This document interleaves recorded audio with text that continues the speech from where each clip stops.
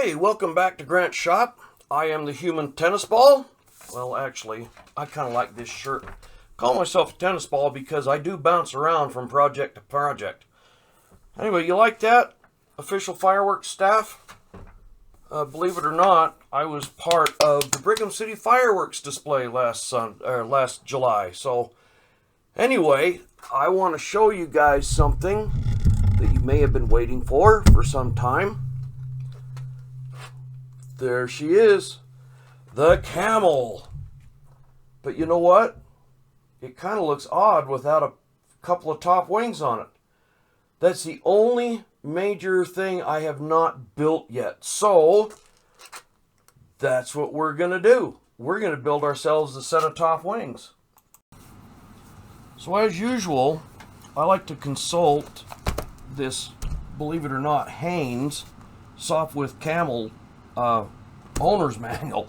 I can't believe they print this thing, but it's got a lot of information here. If you're building a camel or a triplane or a pup, this will apply to it, because a lot of the same stuff was identical between the pup and the triplane. What I'm looking at here is wing ribs, and especially that little pulley. Now I'm going to make that pulley because this airplane is going to have a functional cable control system. So I'm also checking over my parts list. We start with a couple of spruce spars, top and bottom. We have a whole bunch of spar webbing here and gussets that came with the kit that I will be using. Sometimes I don't use what's in the kit. I just kind of do what needs to be done. These are bearings, little ball bearings that I got out of, I think, slow stick motors, the old brushed slow stick motors. The 350s and whatnot, out of the geared brushed stuff.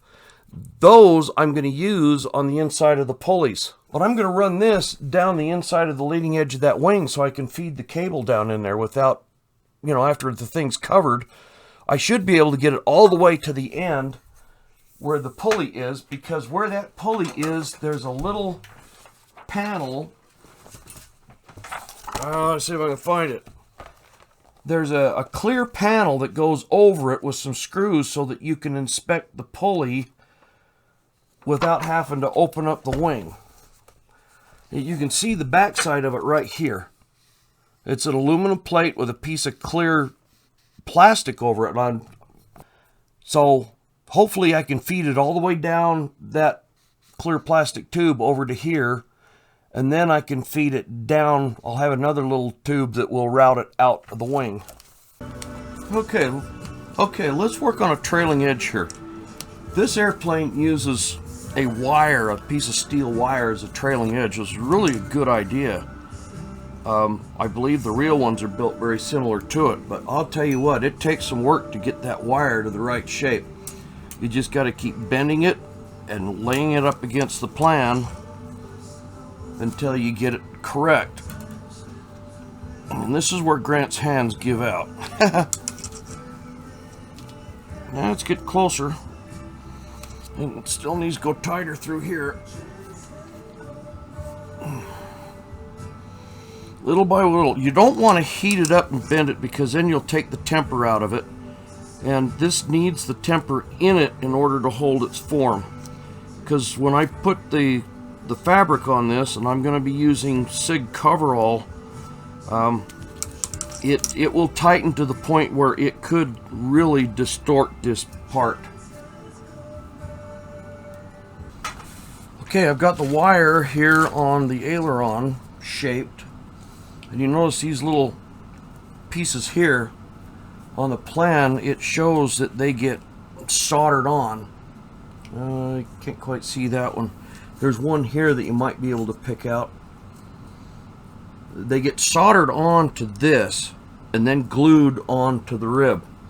So when you do this kind of thing, is what you want to do is you want to locate where it's going to be, and then sand both pieces, get that oxidation off of the wire itself.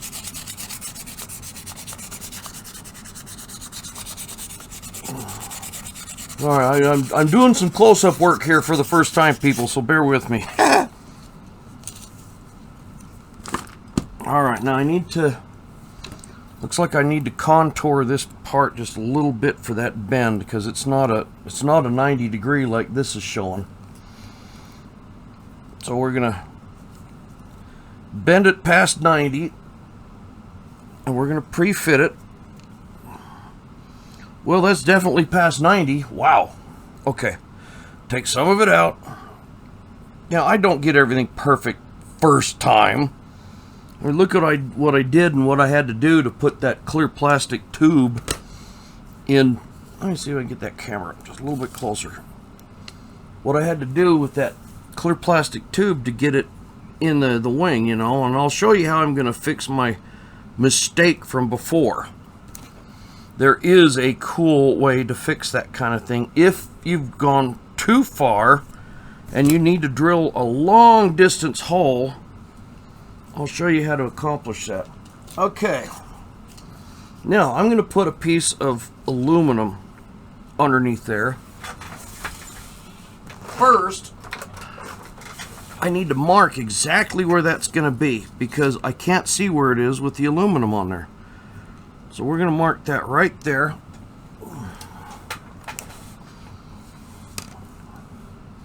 See, I've got it set so that the end of this is right end with where it's supposed to be. You notice that there's another one here that I need to solder onto this end, and then that gets glued into here. And then we're going to do that one. So let me get... yeah, there's Mr. Golf Ball Billy. Or not golf ball. Tennis ball. Yeah, I know, I'm built like a tennis ball. Might as well wear the shirt, huh? Alright, so we're going to move that over there. We're going to set that down. Like so. I don't care at this point if it is a little off, because after it's soldered, I can tweak it to where it needs to be.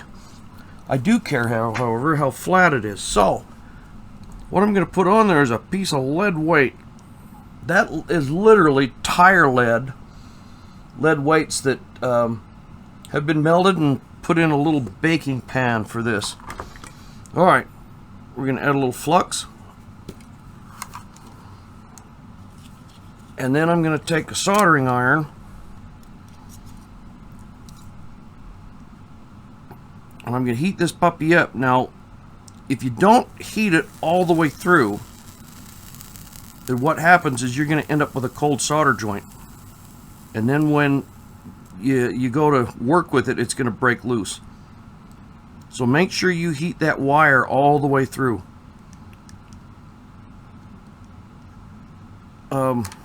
And there we go. I'm not going to wrap it with any other wire because I don't want that to show in the fabric. Okay, I want to point out that this wing is not a typical build, as you can tell. You can see by this contour right here, the edge of that aileron bows up and down. So after I get this done, I'm going to have to go and rebend this so that the edge of it looks like this. And same thing with the wingtip itself. It's got a bow in it. Speaking of the wingtip, okay, let's go over to the wingtip here. All right, I have a piece I've already pre-bent. It's going to get the same treatment with the wire here, and it will be glued into the main spar. You notice the main spar isn't there. That's because that main spar goes from something that's square down to something like this. So this will get put in there,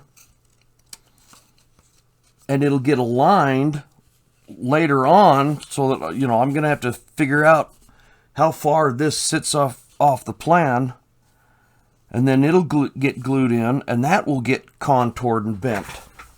Now, the very leading edge of this has got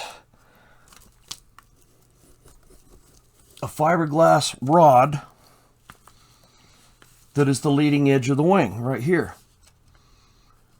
In order to get that wire in there for a smooth transition, I have taken a 1/16 inch carbide end mill in a Dremel, and I have cleared that out so that the wire itself fits into that rod. That's going to get super glued, and I'm going to put a little piece of silk. I'm going to wrap a little piece of silk around that and then put the glue on it, and you shouldn't see it.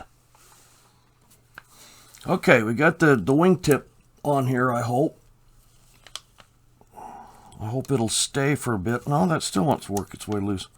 I may have to do a little sanding on it, but it'll all work out when I get the back side here done. Ow! How did I get super glue in my mustache? Ow! That hurts! Ow! Okay, here's a little hint. Man, my nose is burning. I don't know what was worse, the super glue on the mustache or the acetone I used to get it out. Anyway, back to the glue. CA, I like to use the thin stuff because it wicks right into the grain of the wood. Sometimes the thick doesn't, but while the thin is still wet, I'll go after it with some medium or thick. And between the two, you'll have the thin stuff that will wick into the wood, and then the thick stuff that will back it up. Then, of course, a little spritzer of accelerant there, and wham bam, that's it. Okay, where possible, on these areas where the fabric won't touch it, here's a really good way and an old school method of binding things together. This is a Dacron. This comes out of the old Gillows kits for control line flying. Bind it together with some, CA, a little drop of CA on there. Wrap it up good and tight. And when you're done, that is not going to go anywhere. I wonder if that's how I got the super glue on the mustache. I just didn't know I had it on there, and of course I itched my nose. And voila!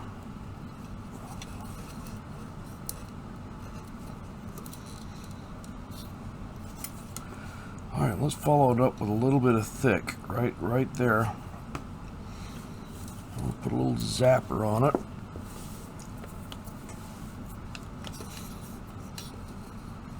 And then I'm going to continue to wrap this.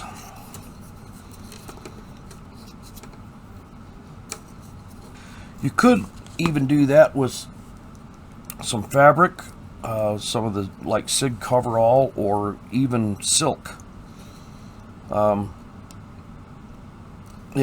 Just covering will work great just to hold it in place, because after you get the covering on this, the fabric's going to pull it together and hold everything together, basically.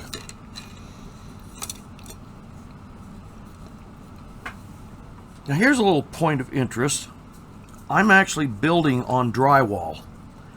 I like working on drywall. There's a lot of people that like building on a sheet of glass because it's nice and flat.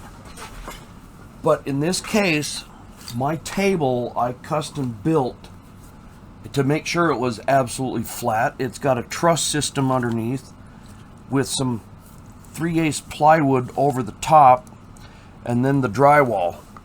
So it's good and flat, and it's easy to replace too once you've been building on it and you've got it all cut up and everything, and it's cheap. Just grab a new sheet of drywall and slap her on. I can use pins in the drywall, like you can, I don't know, can you see the pins here? It's got everything located for me. Stuff does kind of move around, but I still have the pins I can relocate on. And I use weights. It's kind of hard to find these tire lead anymore, but you may have seen in some of my previous videos, I've got some workout weights that are in bags, and they were meant to strap around your legs and arms to give you some resistance for workouts. I found those at the Deseret Industries, which is a thrift shop. They were dirt cheap. I'll bet you could find them on the internet somewhere.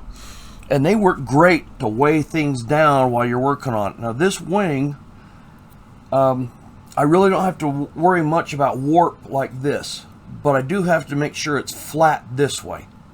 So that's why I weigh it down. And when I go to put the spar webbing in here, I want to make sure it's absolutely dead flat that way. The wing itself can move. I don't care if it moves. And then, because that was part of the Camel, that was part of when they built these things. The wings were very thin, and the way they adjusted angle of attack and warping and everything else was with the flying wires. This wing does not have any kind of planked leading edge or center section, so there's no torsional rigidity in the wing. It's very flexible. So anyway, this is just a different type of wing that is not normal. Most modelers, when they build, they're going to build something that's planked. They've got leading edge sheeting on it, and once you get both sides of that sheeting on there, it locks it in place. That's why you want to build those kind of wings on a jig, but this one doesn't need it. Okay, as we continue on this wing build up here, I'm at the point where I am putting in the shear webs, trimming each one. I like a pair of scissors to trim them. They're easier that way, and then I'll glue them on. I'll put some thick CA on there. And I'll try not to glue my fingers to it.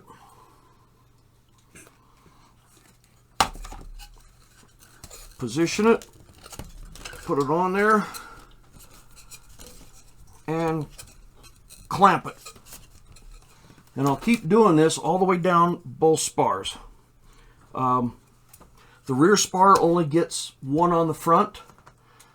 The front spar gets one on the back. I have, however, over here on this end, I have them front and rear because this piece, the wing center section, plugs into it. So this is going to form a box that will accept these spruce pegs. Okay, this bay will have the shear web on it like this side.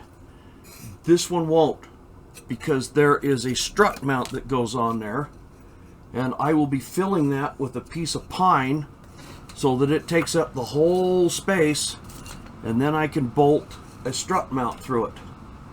This is a strut mount for the bottom wing. Then this bay here only gets partially webbed because there's the control cable that runs through it here. Now they're showing a spring because their control cable wasn't supposed to be functional. Mine is going to be functional. That's why the clear plastic tube.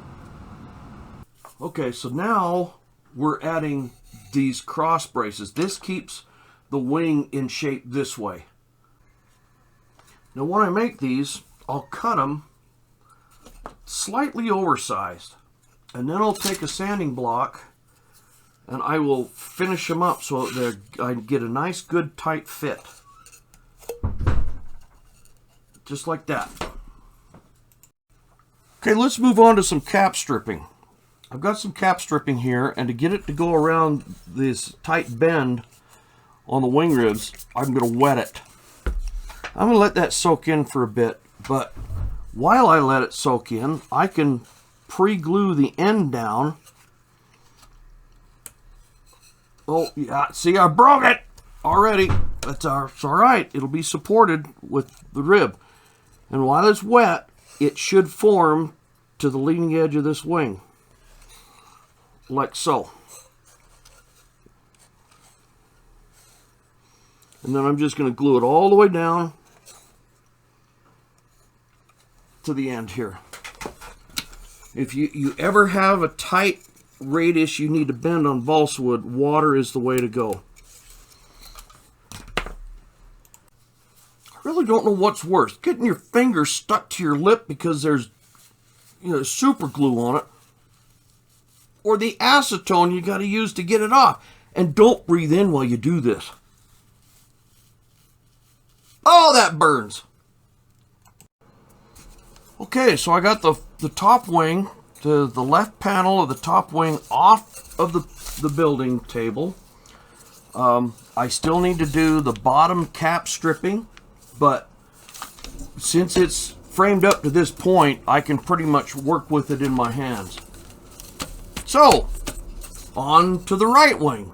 Okay, so if you're an idiot like me and you don't think things through, and you forget to put this in there for your control cable, how do you get the hole to go all the way through? Well, you can make it one at a time with a Dremel, or you can take a piece of brass tubing, you can sharpen the end into a nice little saw, and you can start at one end, and you can cut a hole in every rib. It's starting to deviate a little bit, so I'm going to have to try to manipulate it and not make a hole in my finger. I'm going to have to, this is the top center section of the wing. I'm going to have to do this through both bottom wings too, and that's a lot longer shot. But I think it'll work.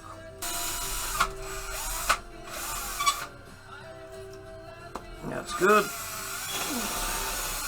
And actually, we're almost through. There we go. I don't need to do these bays because that's where the turnbuckle is that connects the cable from one wing to the other. So this is going to be a viewport. There'll be a sheet of aluminum and a piece of plastic that goes over it for inspection. Anyway, guess what? I think that worked.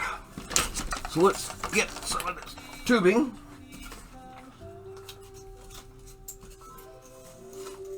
And look at that! Feed it right through.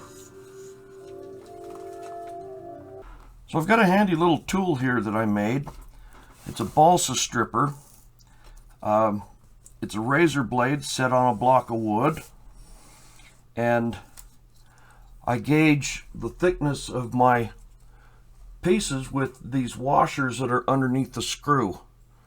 What you want to do though is when you use this thing, use a straight edge to back up the wood so that you're not running this thing across your fingers. Because being as it's a razor blade, it will take skin off really easy. But look how slick that works. And there we go. Yeah, this kit I got second hand seems to be missing some balsa wood. So there's not enough cap strip material, but there was plenty of this 1/16 inch by looks like 1/2 inch. So I'm gonna strip the stuff down for cap strips if I can keep it steady here.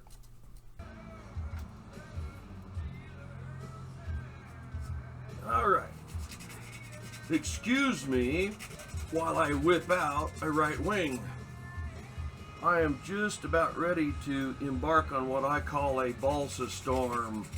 This is the balsa blizzard, and I am going to build this right panel in record time. You watch.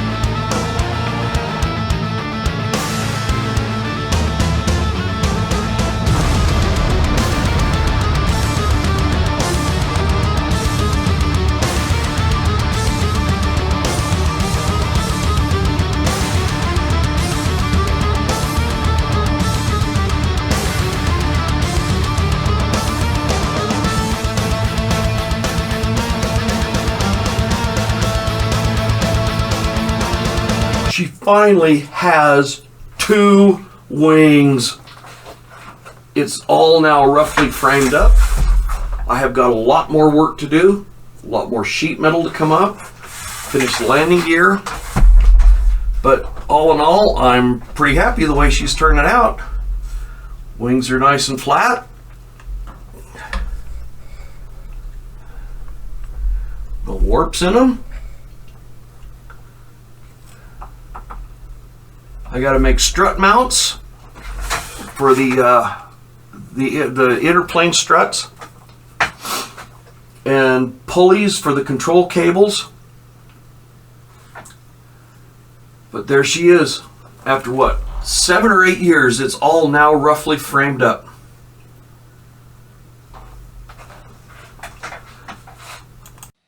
Thank you for watching, and stay tuned because the Camel will get finished. Now, how do these pictures keep getting in here?